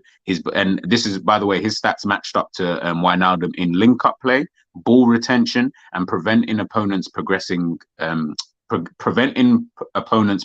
play. Those were his key attributes, and they matched up to Gini Wijnaldum. So when you're looking at all of these kind of things, and I obviously compared him there, I think it was to Elliott, because obviously Elliott's playing in more or less the same position as a Wijnaldum, just on the right-hand side, or Henderson or whatever. He's playing in this position, and he just isn't really it. Now, again, guys, this is more of a third choice option. You got a bit of spare money. Your other options are maybe unattainable. Can't really get them. Or you don't get into top 4, G. You don't get into top 4. Which we'll get onto. Yeah. And that's what I was just leading to, which we'll get onto. These are the type of players that you most definitely should be going for, because these are the type of players, like I said, you're either taking Elliott or you're taking Joe Willock. I know who I'm picking every day of the week. Pass accuracy at 84%, very close to, what's his name? Harvey Elliott. Minutes played, ball recoveries. Played one game more, his ball recoveries at 72, scored 2 goals, passes attempted 464. Obviously, playing in Liverpool's team, that's just our game. We like to pass the ball around. But how many of those passes are actual? I don't even want to say effective, because not every pass needs to be an effective pass, of course. But how many of those passes are to Mo Salah? I wish I could find that stat. How many passes are actually just to Mo Salah, or sideways, or backwards? I should have got those stats up, straight away. So these are the kind of things that I'm looking at. And again, homegrown. And this is why I picked someone like him. Now, I know guys in the chat, you're saying, Gravenberch. Gravenberch, he's another one. I just couldn't really get his stats up, and his stats weren't really matching, purely because he hasn't played that much this season. So I didn't feel like it was worth really. I'd have to go to his Ajax, and I said, I wanted to be a bit more fair to everybody, even to Liverpool. I didn't want to start judging man from 3 years. I'm saying, like last season, and then we're judging it with this season, because I felt like it'd be a little bit unfair on the Liverpool side, because we're probably losing everything. So that would skew it too much, and I don't want people to say we've got an agenda, because we don't have an agenda. We're just trying to show you the stats. So hence the reason why I've gone with Joe Willock. But yes, everyone in the chat, I do agree. Gravenberch would be my pick based on what he's done over the last year, 2 years. We say that, but then look at this: 150 duels contested to 103, 31 tackles made to 13. Like, defensively, Elliott is shocking. Very shocking. Very, very shocking. Like, he only excels in the take-ons, really and truly. Exactly. Aerial duels contested, aerial duels won, aerial duel success, ground duels. Whoa. How is your aerial duel success You know what? To be fair, you're not really contesting that many. You're contesting 9. So I was going to say 11%. No, but that's shocking though. 1. You're winning the header. Every time. You're winning the header every time. Look at the ground you've consisted. 133 to that's 24 people. Bearing in mind, we're a team who there you got it right there. Ground rules 152, success at 40. I mean, when Elliott's not really. And then it's the interception. Sorry, G. We speak No. It's the interceptions. Look, that's ridiculous. 12 to 4. That's someone that's going to defensively. He comes in, he makes a difference on the defensive end, and that's what we need. We need to stop conceding chances. Do you know what I mean? We stop that leak. Like top 4 could definitely be on. And look, Live Bird saying Joe Willock isn't it. Then what's I don't know. Yeah, well, this is it. Remember, guys, like, okay, so Jerry said it before. There's a difference between the players that we would sign, and there's a difference between the players that we think that Liverpool should necessarily go for. I'd sign Pedri, Gavi, Musiala, and Gravenberch, like it just to make everyone feel better. And I'm sure Jerry likes Pedri or Gavi, if not both, and all these other players. Yes, we get that part. Caicedo and all these other guys. I'm not saying Caicedo is not a good player. I do think he's a decent player, but I feel like with Caicedo, the sample size is very small and the price is very big. That's my issue with a Caicedo. Your sample size is quite small, considering you only got bought. What was it like last year? Was it last year, January? Yeah. I think that's when he got bought. Big up Les, man. I think he got bought last year. So I'm thinking you haven't really been playing at a high enough level for you to be warranting a £60 million price tag. That's my issue. When we should have bought him, we didn't buy him. So for me, I'm almost in the camp of I would actually prefer to just see Caicedo for the rest of the season and see how that pans out before I then make a judgment on whether or not 60 million is worth it enough for Caicedo. Tyler Adams, I feel, is a player. Yes, obviously he only joined this season, but he's played a lot of games for RB Leipzig, and he's played a lot of games for, I think it was Salzburg before that. So this is a guy who's played a lot of football and has got a lot of experience. Yunus Musah, he's gone from Arsenal and made the move. Didn't want to stay in England, weren't getting chances. He moved to Valencia. He moved to La Liga to play for one of the better teams in La Liga. And Valencia are not even all that anymore. And he's still coming up with these kind of level of stats. So that's why I've gone for, some of these players, man. Yeah, 100%, man. 100%. It is. Like I said, there's a lot of players there that we could go and come out with, and you guys would be like, what the hell? But when you look at the stats, when you look at kind of what they're offering, it is surprising. It is scary. It is scary. Big up to Effortless as well. Effortless, you know what? Big up to yourself, because you've been collating data for us recently as well. So I think I need to give you props as well. Yeah, big up. I didn't know that was his thing. I was trying to figure out in the chat. Yeah, just saw. So big up to Effortless as well for that. Effortless stats. Make sure you're heading over there as well. Yeah, bro. We need to try and I'm gonna see if we can't try and hook something up for you, man. I'm gonna see what we can sort out, or what I can sort out for you, bro. But thank you again for the stats and everything, man. Thank you. Yeah, exactly. Big up. I was going to run through some of the comments as well before we kind of chat about just quickly, maybe about 10 minutes, 5-10 minutes. What happens if Liverpool don't get top 4, man? If Liverpool don't sign this midfielder, like Albert's been saying, then what? A and B list. Then what? Exactly. Scrap saying, big up to Scrap saying, look, Declan Rice is a leader for starters as well. FJ, big up saying, FJ saying, you can't compare them stats. Different teams know different style. They're more defensive. But you have to look at what the players offer you within the systems. Every team's got a different system. That means stats are useless then, which they're not, because Liverpool have signed Salah, Gini, Verge, Fabinho, Salah, all on stats. Fiorentina and Roma never played a similar style to Liverpool. Do you know what I mean? It just didn't. So, Effortless saying, look, Fabinho has 0.3 key passes per game. Shocking, man. K 6 times, big up to yourself, saying, have you guys seen much of Kefren Thuram? No, I haven't. You know, I've heard of him, but I haven't seen any games at all. Like, I haven't even seen a highlight. I'm not gonna lie to you. More of a football manager. Effortless, Sam. You know what to do, bro. You know what to do. We need to get that data up on Kefren Turam. Clearly, the people are asking for it. I've not seen much of him either, so I have no idea. We're gonna have to do that. Mo Khalif saying, if we have that USA midfield, we are comfortably top 4. Yep. I agree. Angel Knight 68 saying the American players all seem aggressive and mobile. Do you know what it is? I've said, and this has been my theory. If the US were to go and take football seriously, like, and all their athletes, it will be very scary. Mm-hmm. Especially with the way the game's going, it'll be very scary in terms of the mileage, the running, the size, the athleticism that they've got. I think it would be crazy. I think it would be crazy. If they took it as serious as they do basketball, baseball, and like NFL and all of these kind of things, right, it would be game over for everyone else, 100%. And their pool is so big. You compare it, like, look how big the US is. If let's say every state took it as serious as the NBA, their pool of selecting players is so much bigger. It's a bit unfair. It's a bit unfair to be fair. Scrap saying thoughts on Nunes. I assume that's Matheus Nunes, or it might be Darwin. I think you're talking about Matheus. I think he's again, sample size is quite small. I haven't seen enough of him. I'll be so real with you. I think we just all got a bit excited because he dribbled past Fabinho and whoever else was in that midfield the other day. I'm not saying he's rubbish at all.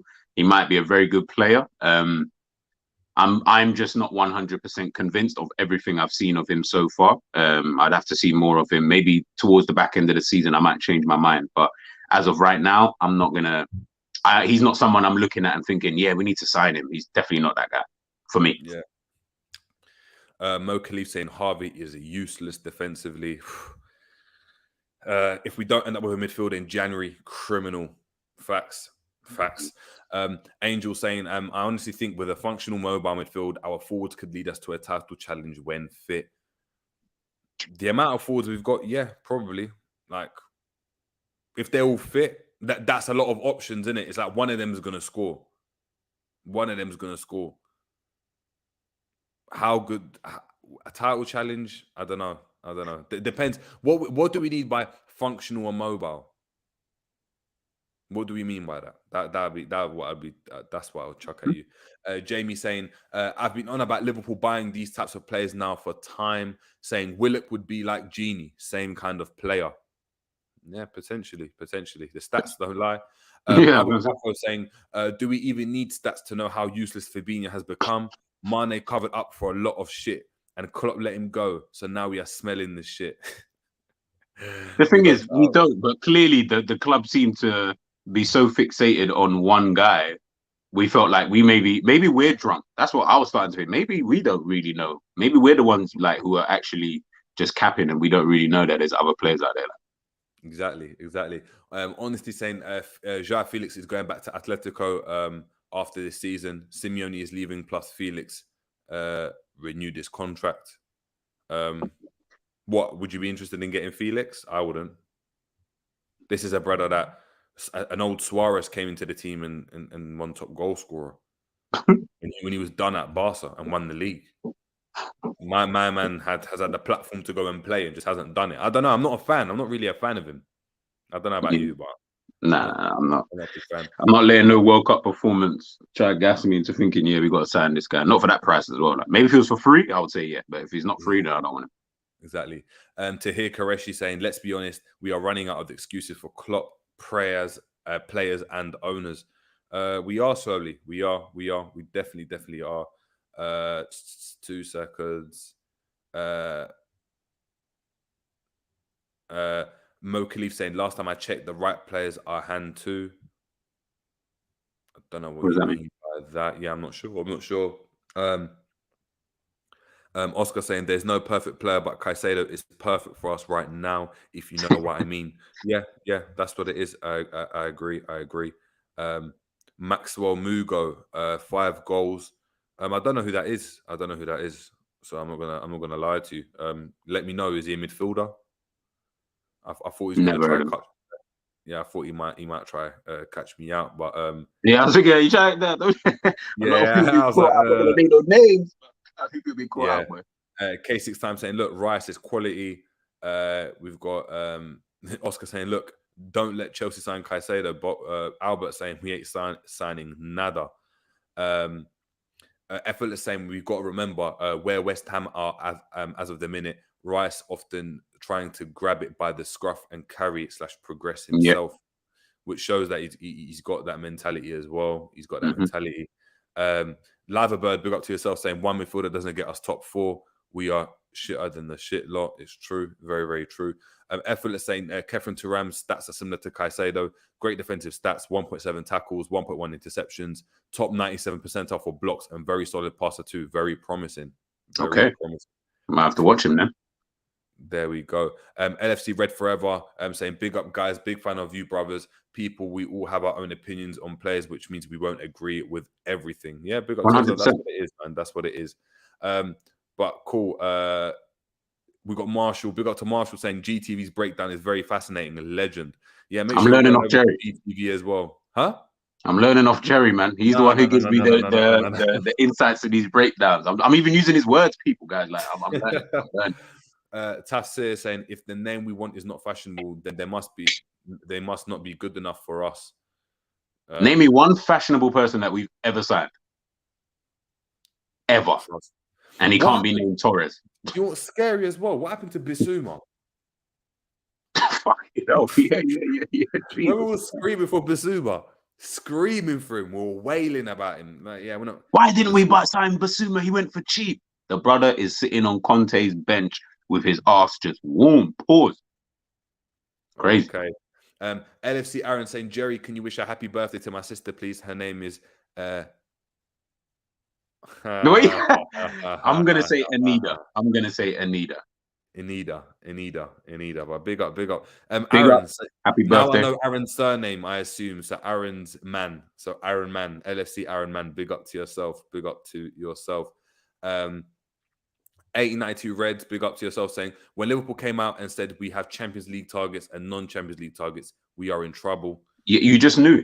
Any club that talks like that, or anyone who talks like that, come on, man, you know they're already pre-planning. That means they're not even confident of the team making the top 4 themselves.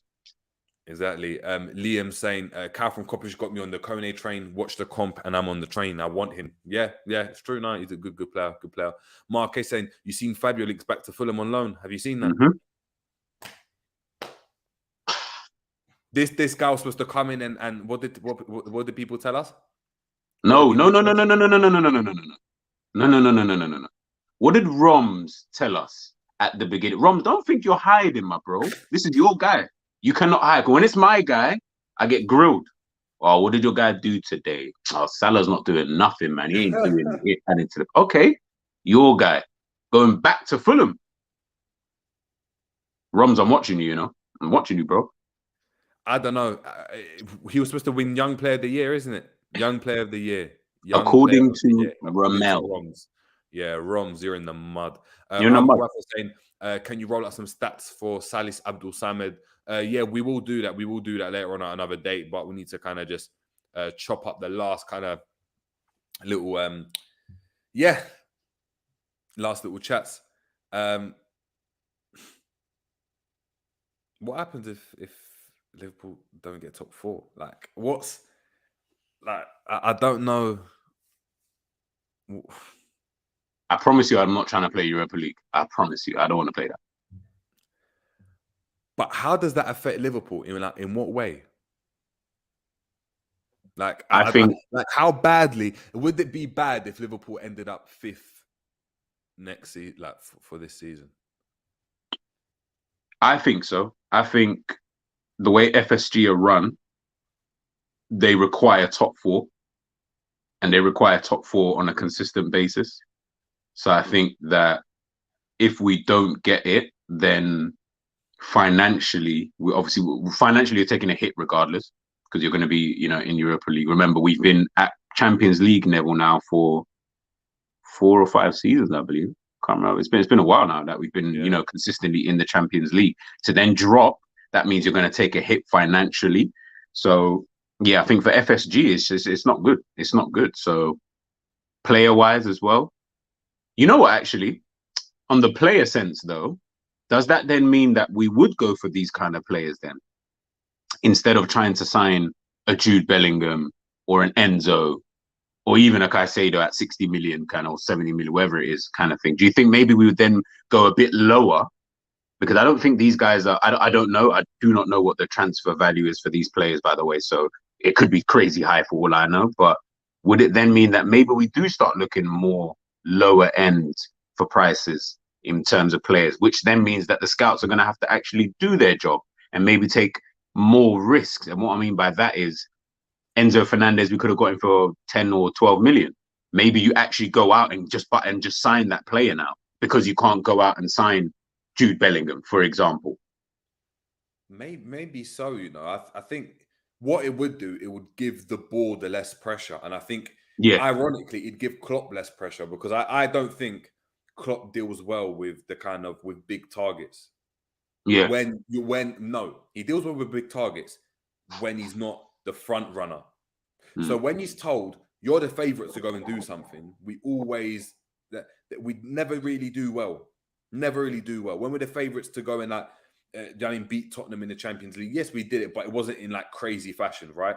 But our best performances have come when we've been the underdog. Even this season, everyone said Spurs are going to batter us. We beat. Look at the performance against Spurs. Look at the performance against Man City.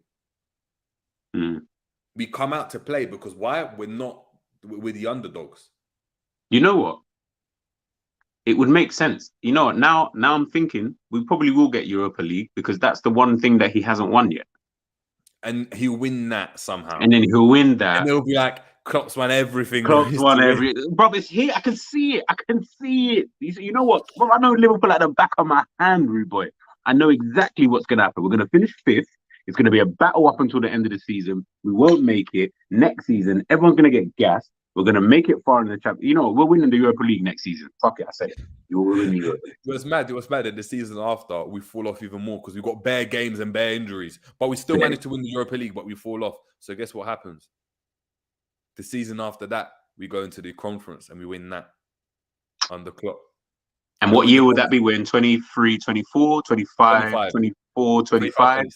25, So then by then, Klopp is then going to leave and then he will have the title of having won every single competition there is to win with Liverpool. And then the Liverpool fans will go away and tell us, yo, but Klopp won every single competition though. He has to be the Shut up, man. I don't even want to hear that shit, bro. I can see it now. We're winning Europa League next season. I can see it. Oh my God. Like the bar is crazy. I can see it. Sean Dock, Sean Dock saying we will talk of buying players for the summer like we do every season. These are the owners, not Klopp. Yes, and Klopp also has come out and said that this is his philosophy. So I say again, if someone's telling you it's their philosophy, why do we keep... It's like your mum telling you, I'm not your mum, you're adopted. And you're still running with that agenda, bro. I'm not your dad. That's it. I'm not your dad. I'm your mum's partner. I'm not your dad. Like, do you know what I mean? Stop calling me that. I told you this. Santa's not real. Santa's not real, but you still want to believe it. Fine, believe it if you want. But he's told you. So when he comes out and says it again, don't be surprised. That actually is beginning to infuriate me. This whole like Oliver Twist narrative. It's like why has this become a thing? Remember, he's been here 7 years, man. He's very infectious. Very, very infectious. Oh, okay. Angel Nat 68 saying, Jerry, it was the guy in the comments saying Brighton will score 5 against Liverpool. His name was Mugo. Mugo Maxwell. Okay, big up to Mugo. I hope you're doing well. Yeah, it's mad. Like, I just don't. If Liverpool don't get top 4, I think it'll be detrimental, though. Detrimental to what Liverpool want to do. You're talking for me, Salah, Van Dijk, Matip, Fabinho, Henderson, Bobby, which obviously already up in the air, and a few others. I'd say about 6 players out of this team. They'll be gone. They'll have to get refreshed because think about it, for Klopp to kind of get his system across, it took what, 2-3 seasons? 2-3 seasons to get that whole system across. By that time, look how many players had left. Lucas Leiva, Emre Can, bare players, because you need to go and buy the right type of players. These players are going to have to go. These players are going to have to go for them to buy into what Klopp's going to do. And then when they build up that kind of relationship, then we're going to be able to go and go again. Carvalho, Elliott, Ramsey. Who else is a young player? Bobby Clark, Badgetic, Morton. That's 6 already. And I'm probably missing out on a few.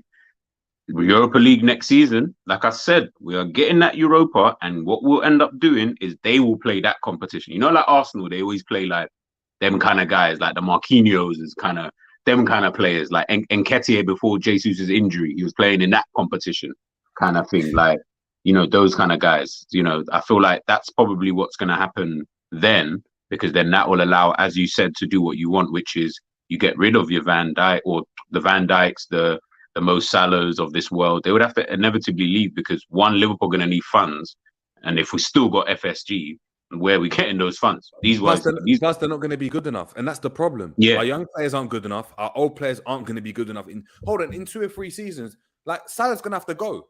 People understand that, you know. I don't think they do. Like we signed an extension, yes, but in 2 or 3 seasons, Salah needs to go. You're saying 2, boy. It could be. He's my guy, but boy, next season might just look sticky for him still. No, but what I'm saying is, how old is he now? What, 31? 31. At 33, he's not playing down the wing. Salah running down the wing. What is he, walking down the wing?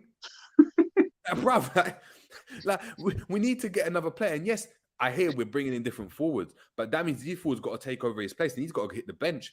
Does Salah want to hit the bench after what he's achieved? You're in that situation now where Gerrard, where it's like he's controlling your team, saying, "No, I'm playing."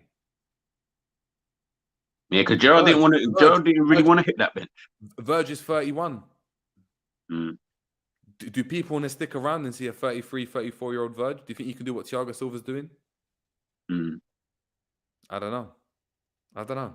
In the system that Klopp wants to play, I don't know. I don't think so. That's the key. I think that what you just said, that's the key. In the system that Klopp wants to play. That's what I'm asking. These players could all stay at Liverpool, 100%. But in the system that Klopp wants to play, would it work? Would it work? I don't know. I mean, look, Aaron's saying, look, Salah extended for 3 seasons. That's my point exactly. That's my point. So he's going to be 34. Well, Salah taking 31 next season. Okay, so he's 30. So he'll be 33. You either extend after that, so it means he's sticking around until he's 36, or you have to chip in and cash in. But then how much are you spending if you cash in? How much are you charging? How much are you going to sell him for? 30 mil, 40 mil? And this is my thing, man. Like, we don't even, like, who are you selling? Like, let's say FSG stay in, yeah, and they don't get this investment, or the investment doesn't come for ages, and we're still here, like next season, for example.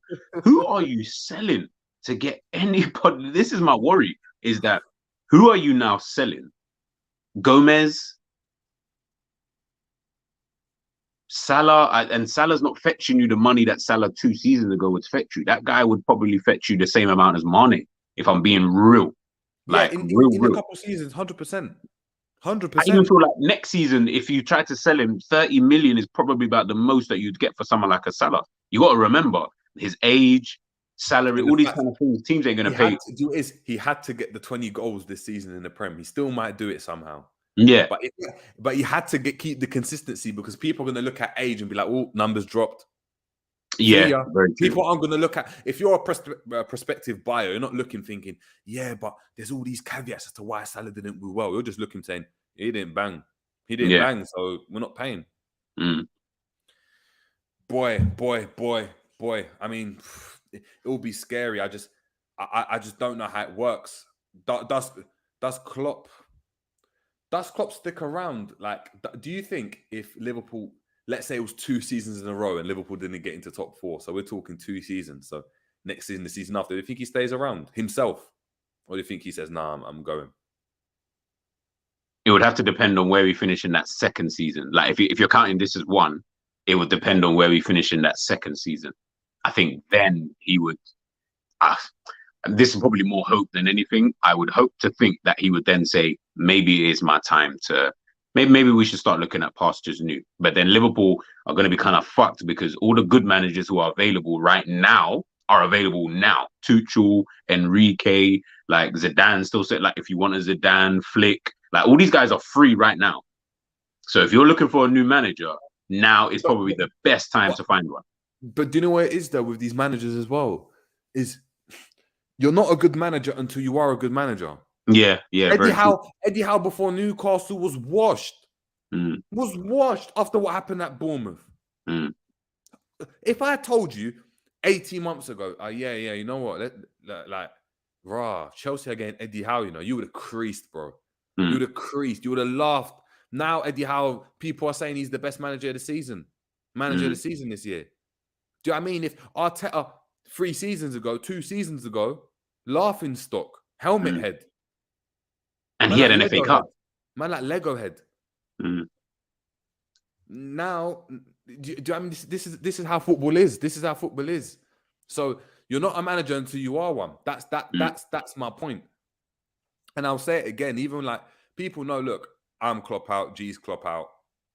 We're solid. We're in that base. The train is decent. It's decent. We're comfy.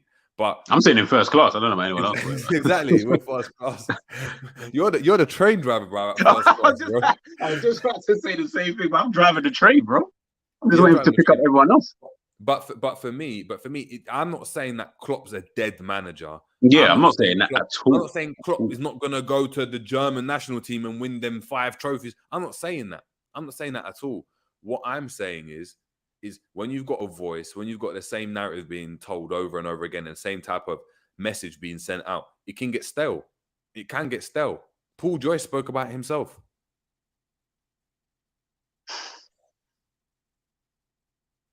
And we also need to stop getting out this kind of narrative that we think that no manager in the entire world of football can work under these constraints that FSG are kind of working with. I'm getting kind of bored of it, bro. Like, there's so many managers, even if you don't even pick your top managers that we think are elite kind of thing, because the reality is managers are managers, and it's, I agree, South Africa, but managers are managers. Like, at the end of the day, they're worth their weight in gold, and if they're good managers, they'll get you out of whatever situation. We have no idea what the hell is going to happen, because the reality is, let's say, for example, Liverpool don't get bought by the time Jurgen Klopp leaves. If Liverpool don't get bought and Jurgen Klopp leaves, we're going to need a new manager. Do you know what I mean? We're going to need a new manager. So someone's got to come in and do the job anyway, regardless of who the owners are. Someone's got to come in and do this job. So we need to get out of the thinking that there is no manager in the world of football who can come into Liverpool and manage this football club. Like, we are not, people need to remember, we are not Manchester United. Manchester United were completely poorly run. Liverpool are fantastically run. I don't care what anybody thinks about FSG. We are very well run. Something you just have to admit whether you like it or not. So the fact that we're so well run, we're not in the same place where, crap, we need to fix the leaky roof. We need to fix the training ground. We need to fix this. We need to, on top of, we need to also buy players to invest in the squad. No. With Liverpool, it's just a team thing. It's just a team thing at this current moment in time. It's just a team thing. So the fact that it's just a team thing just means that it's just about the managerial choices that you make. As long as you make the right one. And I'm not saying that we will, by the way. I don't know what could happen in the future. I'm not psychic. No one is, but we never know what could happen, man. I think people need to start opening their minds a bit more in that regards. And I think that's probably what infuriates me more, is that people are so close-minded in thinking, no, it's only Klopp. Klopp's the only one. He's the only manager in the world football who can work under these constraints, because he seems to be the only manager in world football who has ever had to work under a regime of sell to buy. There's a lot of clubs who work sell to buy. There's a lot of clubs who spend far less money than Liverpool. Who managers are doing fairly well? Brighton's Graham Potter was doing fairly well under the regime that he was at, and that got him his move to Chelsea. So, let's stop pretending that there is only one manager in the entire world who can do this job. It's boring. Exactly. John, big up to John Paqueta saying, best believe Graham Potter will be the next manager, or Gerrard. LOL. The real realistic choice is whether you like it or not. Yeah, I don't want none of them.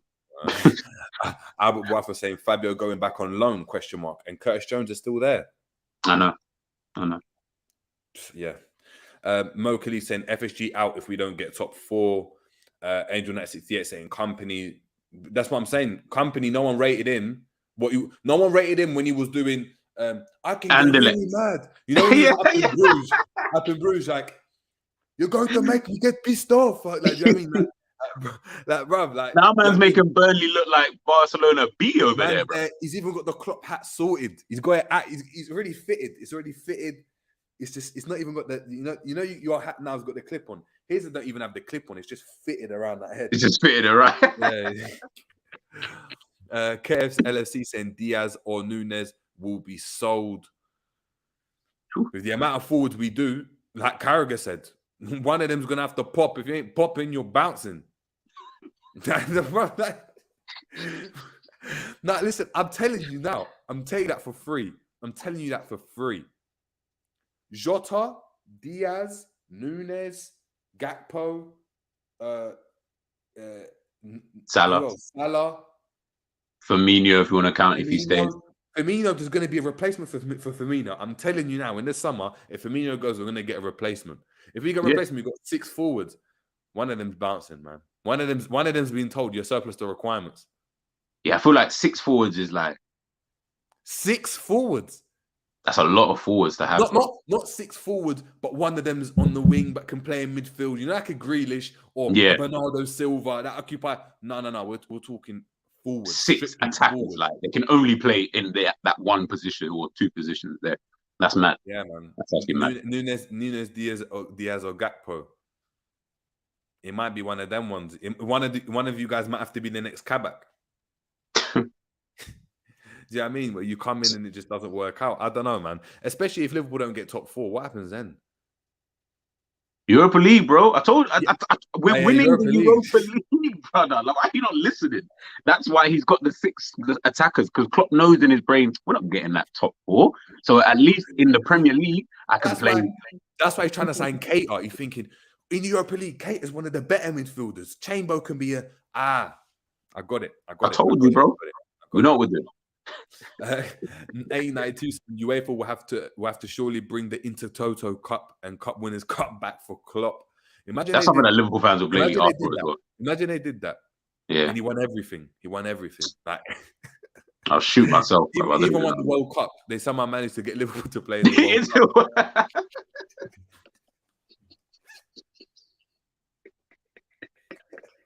But that's something that. And you know what it is? We start signing a petition, and you're just like, what? Why are you fucking signing a petition to get in the World Cup? Like, get out of here, man. All of a sudden, it's like Liverpool in talks to transfer leagues over to Ligue 1. To Ligue 1, in hope to battle PSG for the Battle of France. It's like, brother, like, what's going on, man? We'll do some dumb shit, man. Yeah. Adrian 68 saying Klopp may leave if no top 4. Maybe. Sean Doc saying, name your manager who can work under FSG and why you think he can do it. Jesse Marsh, Hansi Flick. And why I think they can do it? Because they're good managers. Like that for me, that's as much as it is. They're good managers. Like this argument, like Klopp is not like a god. He's a good manager. Mourinho was a good manager. Pep Guardiola was a good manager. There's been so many. There's Ancelotti. Like, there's been so many good managers. Alex Ferguson. We're talking like there's one manager and that's it. Like, there's managers out there, you know. My thing is, it's not like you're. Remember the money that Klopp has been spending. So he hasn't spent money in every area wisely. So that's not to say another manager coming in will just spend that money a lot more wiser. So you could have any manager to come in and just spend the money a lot more wisely. Another manager coming in, all it then offers you is the ability to be able to have different styles, different tactics, etc. The problem we've got at the moment is you've got a manager, and I had this conversation with Kurdish, big up Kurdish. I had this conversation with him earlier today. And he even said it himself. Klopp's only plan is to make plan A better. That is his plan B. Just make plan A better. And the only way Klopp can do that is with the resources. So then that tells me you've got a manager who has no plan B. There is no plan B. There's no like, shit, things are, we're really, struggling at the moment. It's okay. I'm just going to still play 4-3-3 and we're going to be good to go. That doesn't really tell me a lot. So that's why I'm looking at it and I'm saying the manager situation, throw any manager, any top level manager in there. If you want to throw in your Jesse Marshes and whoever else Jerry just said, then yeah, that's fine too. But the reality is you can still throw in any manager and they could still work.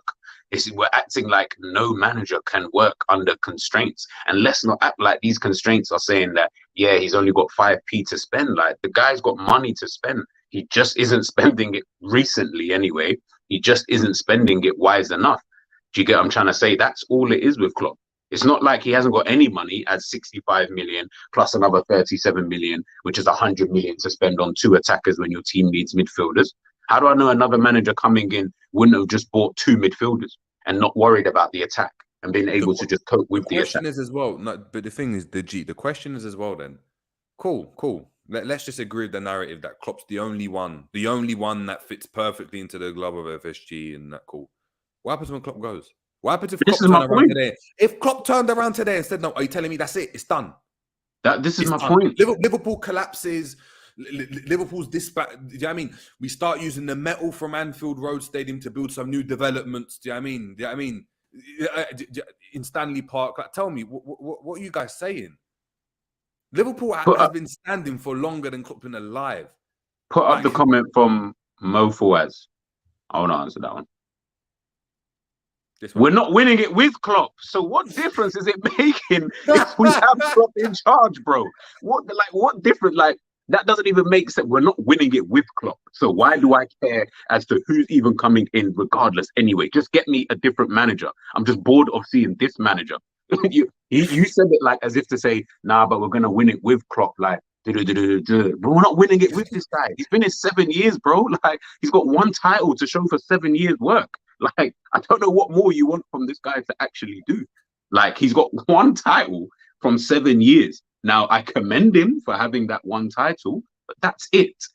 Are you trying to tell me that no manager can come in and in 7 years, you know what? I'll even put a bet on that, obviously, depending on if Klopp was to get sacked. Like, I can guarantee that another manager will come in and he'd win more than 1 title in 7 years. How about that?